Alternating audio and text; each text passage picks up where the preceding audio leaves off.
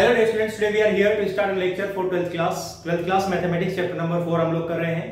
Determinants की हम बात करेंगे चैप्टर नंबर 4। लास्ट क्लास में हमने मिसलेनियस एक्सरसाइज खत्म कर ली थी।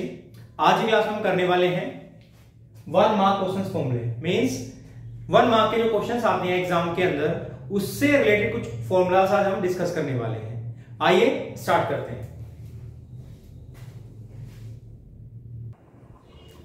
तो 12th क्लास हम बात कर लेते हैं हमारे फॉर्मूलाज की। सबसे पहला फॉर्मूला हमारा determinant of I is equal to 1।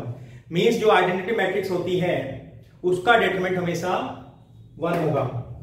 Second फॉर्मूले की बात करें, अगर हमारे पास कोई एक मैट्रिक्स है जो कि सिंगुलर मैट्रिक्स है या फिर कह सकते हैं नॉट इनवर्टिबल, जो इनवर्टिबल मैट्रिक्स नहीं है, तो उसका डेटरमिनेंट हमेशा 0 होता है। तो सिंगुलर मैट्रिक्स वो होती है जिसका डेटरमिनेंट 0 होता है।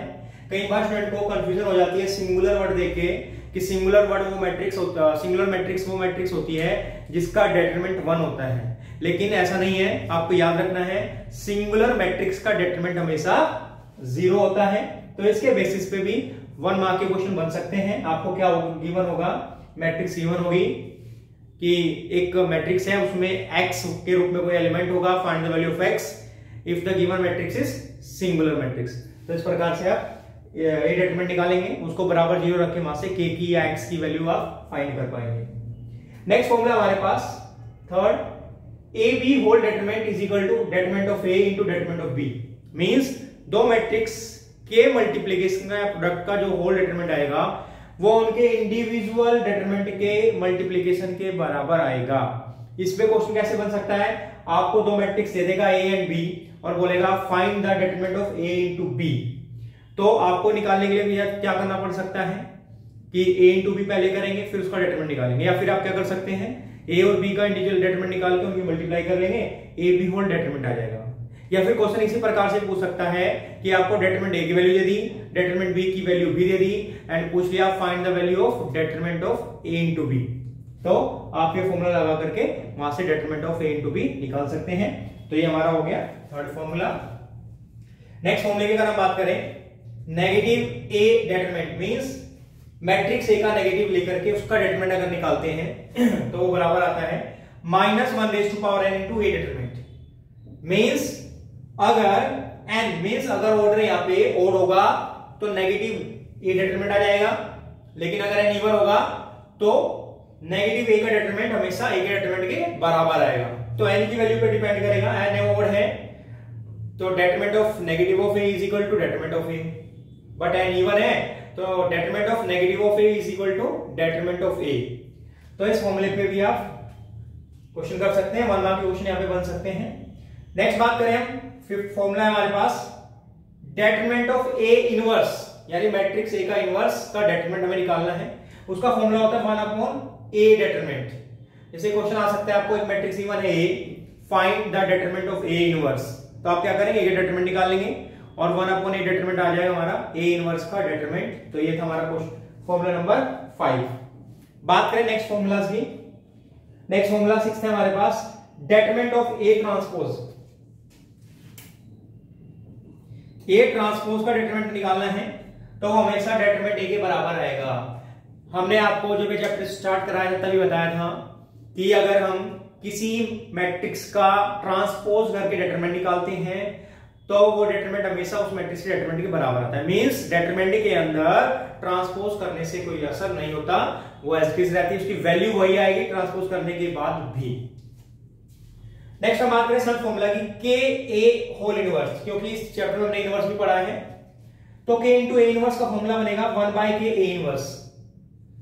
मींस जैसे एक मैट्रिक्स A का इनवर्स में गिवन है, सपोज गिवन है कि if A inverse is equal to this then find the value of K A whole inverse. तो 1/K इनवर्स कर देंगे तो हमारा K A होल इनवर्स आ जाएगा। तो 1/K A इनवर्स। तो ये था हमारा 7वां फॉर्मूला। बात करते हैं 8th फॉर्मूला की। इस फॉर्मूले का इस्तेमाल बहुत अधिक होता है, इस पर कुछ फॉर्मूला यहाँ पे इंपॉर्टेंट हो जाते हैं। जैसे हम बात करें, ये 8th फॉर्मूला इंपॉर्टेंट है हमारा, 10th और 11th ये फॉर्मूले ज्यादा इंपॉर्टेंट है जिसपे भी पेपर में क्वेश्चन बन जाते हैं। सेकंड फॉर्मूला ये भी इंपॉर्टेंट है, इस पे भी पेपर में क्वेश्चन बन जाते हैं। वैसे तो सारे फॉर्मूले इंपॉर्टेंट होते हैं, क्वेश्चन किसी भी बन सकता है, बट ये कुछ फॉर्मूले हैं 2-3 जिसपे कि ज्यादा इंपॉर्टेंट है, क्वेश्चन पेपर में अक्सर आते रहते हैं और पहले भी कई बार आ चुके हैं।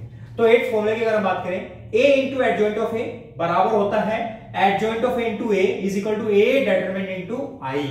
तो ये फॉर्मूला यूज होता है, आपको क्वेश्चन गिवन होगा पेपर में कि a is a matrix of order 3 and the determinant of a is equal to this, determinant a की वैल्यू गिवन होगी, find the value of a into adjoint of a पूछ लेगा, और पूछ सकता है find the value of determinant adjoint of a into a।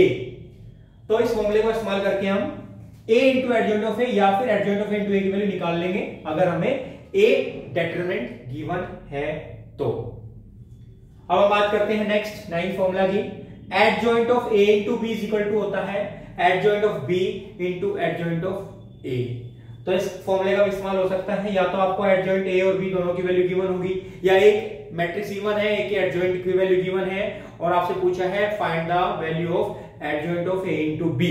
तो आप उनको मल्टीप्लाई करके एडजॉइंट ना निकाल करके डायरेक्ट फॉर्मूले का इस्तेमाल करके इसको फाइंड कर सकते हैं। 1 मार्क में या 2 मार्क में भी इस टाइप के क्वेश्चन बन सकते हैं। बात करें हम 10th फॉर्मूला की, ये इंपॉर्टेंट फॉर्मूला है, k whole determinant is equal to k raise to power n a determinant. ये फॉर्मूला बहुत ज्यादा इंपॉर्टेंट है। यहां बात करें k कोई कांस्टेंट है, कोई भी कांस्टेंट हो सकता है, 3 8 9 कुछ भी एनीथिंग, और n हमारा यहां पे क्या है, order of the matrix.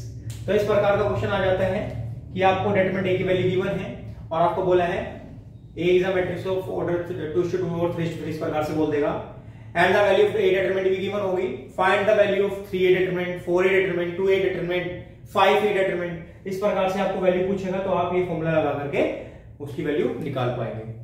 Next हम बात करें 11th फॉर्मूला की, adjoint of a is adjoint of a का डेटरमिनेंट बराबर होगा a डेटरमिनेंट की पावर n-1, और n यहाँ पे क्या है, स्क्वायर मैट्रिक्स का ऑर्डर है।